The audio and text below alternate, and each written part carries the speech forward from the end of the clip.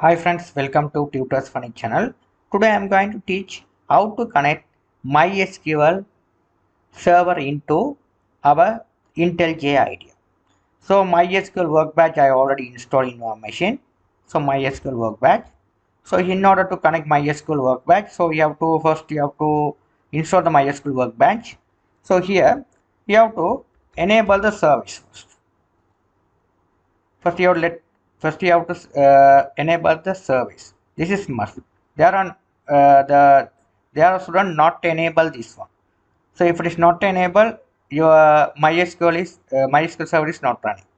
So you have to here it's running. If it is not running, right click and click start. Okay, already running, so it's no problem. So how to connect this one? Go to file, project structure. Okay, sorry, not a project structure, file, setting, not a project structure, setting, plugin. Go to plugin. Here you have to type database. Select the database navigator. This option, click install button. Accept the license. Okay, you have to wait until the database navigator installation completed. It takes only the 4.3 MB. Okay, you have to wait until the things completed. Now it has been installed successfully. You can see here.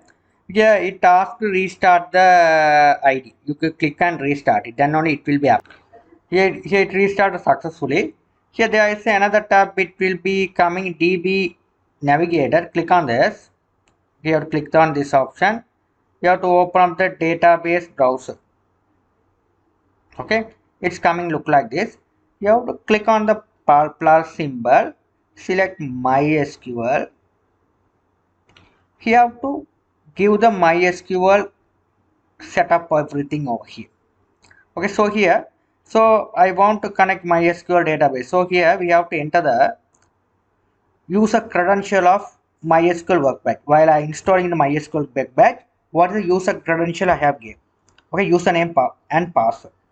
So here this username and password you have to enter here. So root is a username I have given. Password root at 123. Sorry, root 123. That's the password I gave. Now test connection. Something I give wrong, so I'm going to give root at 123. That is my okay. Here if I give the wrong password, it won't accept it. Here this is correct password. Connection successful. Okay, this connection has successfully. Now this is the port of the MySQL Workbench. Okay, everything is there. Click apply. Then after first you have to test the connection. If everything fine, click apply. Click OK. Now here you can see all the databases. Here this all the connectivity. All go to schema. You have a lot of databases.